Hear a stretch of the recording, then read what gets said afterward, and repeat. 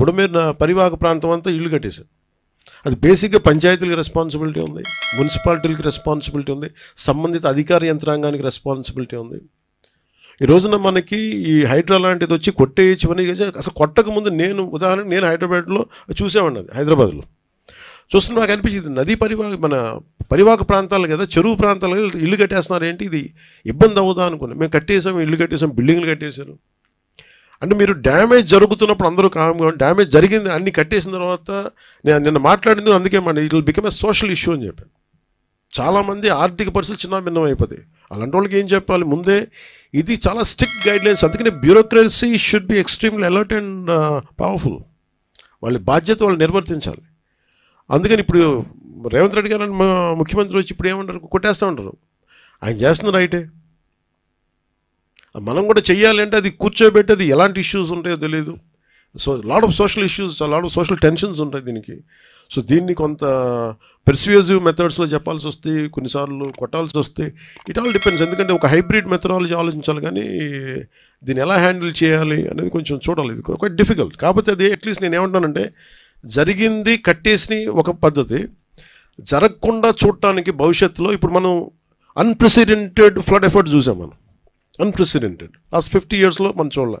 ఇంకొన్ని డేటా ప్రకారం 200 yearsలో కూడా కొన్ని ఈ ఏరియాలో చూడలేదని రికార్డ్స్లో ఉన్నాయి, ఇందాక పొద్దున్న చూస్తూ ఉంటాయి. So for example let us take 50 years record. ఈ 50 సంవత్సరాలు ఇంత అబ్నార్మల్ మనకి ఇలాంటి ఫ్లడ్ సిచ్యువేషన్ రాలా. ప్రతి 10 సంవత్సరాలకి ఈ నివాసాలు పెరిగిపోవటం, సహజంగా నది వాగులు వంకలు పొంగితే వచ్చి సహజంగా అది రీచ్ అయ్యి సముద్రానికి వెళ్ళాల్సే ఈ పరివాహక ప్రాంతాలన్నీ ఇళ్లతో నిండిపోవడం, ఆటోమేటిక్గా అటు తన్ని అవి వెళ్ళాల్సిన చోటకు కాకుండా లోపల నగరానికి వచ్చేసినాయి. సో దీనికి ఒక్క మెథడ్ ఏంటంటే, నేను మాట్లాడుతున్నప్పుడు కూడా ఈరోజు మనం ఒక వరద వచ్చింది మాట్లాడుతున్న ప్రిన్సిపల్ సెక్రటరీ గారితో కూడా అదే, మన శశిభూషణ్ గారితో అదే ప్రత్యేకించి చెప్పడం జరిగింది. ఈరోజు మన వరదలు వచ్చినాయి, ఓకే మనం కరెక్ట్ చేస్తాం, ముందుకెళ్తాం.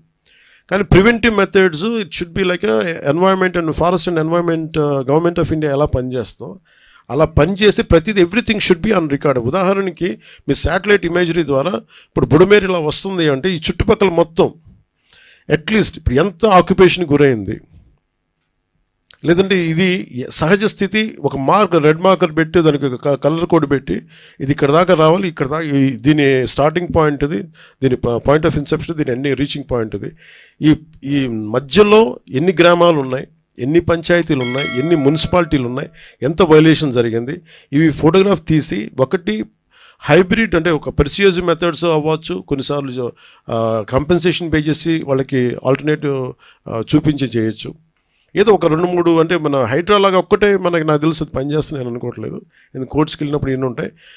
బట్ ఏ సంథింగ్ ఒక హైడ్రా అనేది ఖచ్చితంగా అలాంటి యాక్షన్ ఖచ్చితంగా ఉండాలి, అది ఒకటి ఖచ్చితంగా ఉండాలి. చాలామంది మనకి చూస్తే చెరువులు ఆక్యుపై చేశారు, చాలామంది నాయకులు ఆక్యుపై చేశారు. అవి ఎలా కొట్టాలి, వాళ్ళకి కూర్చోబెడితే ఎవ్రీవన్ ఈజ్ పవర్ఫుల్ ఆ ఏరియాల్లో. సో వాళ్ళని కూర్చోబెట్టి కొంత కన్విన్స్ చేయాల్సి వస్తే, వాళ్ళని విల్ఫుల్గా మన భూదాన్ మూమెంట్ లాగా వాళ్ళ సొంత భూములు ఇచ్చారు, మన భూములు మనకి భూదాన్ మూమెంట్. అలాగా వీళ్ళు చేసిన వయలేషన్స్ని వీళ్ళే స్వచ్ఛందంగా ఒప్పుకొని బయటికి వెళ్ళిపోయి ఇల్లు వాళ్ళే కూలు కొట్టేసుకోవటం, అలాంటిది ఒక మెథడాలజీ. లేదంటే మిడిల్ క్లాస్ ఉంటారు, వాళ్ళు తెలియదు, వాళ్ళ అపార్ట్మెంట్ లేదు, డబ్బులు దొరుకుతుంటే ఇల్లు కట్టేసి ఉంటారు, వాళ్ళు నలిగిపోతారు. సో వాళ్ళకి ఏం చేయాలి, ఇట్లాగే ఒక చాలా మందిని ఒక హ్యూమనిటేరియన్ ఆస్పెక్ట్ కూడా దీంట్లో చూడాలి. हमने हमारे कॉर्पोरेटर्स ने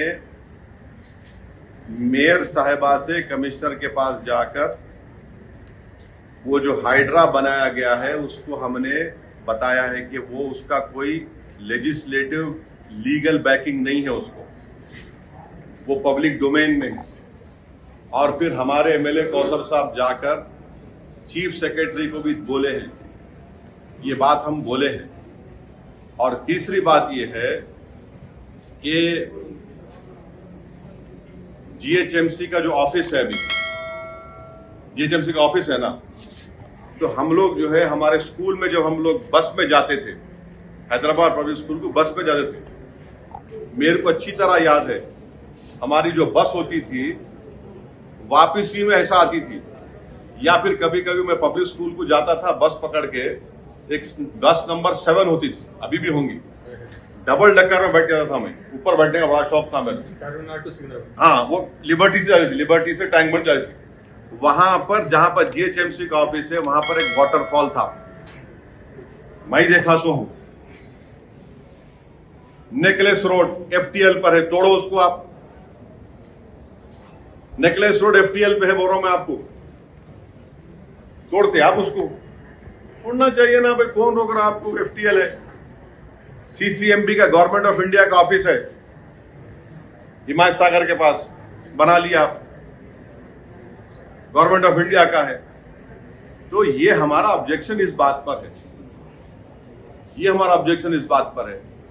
और फिर जहां पर निजाम के जमाने में जब हुकूमत थी उनकी, तो उन्होंने उसको क्या बोलते, टोन बोलते, क्या बोलते हो, पत्थर को, हाँ नहीं, वो स्टोन्स लगाते थे कि ये एफटीएल है, स्टोन्स लगाते थे, अभी भी है वो, देख लो आप जाके।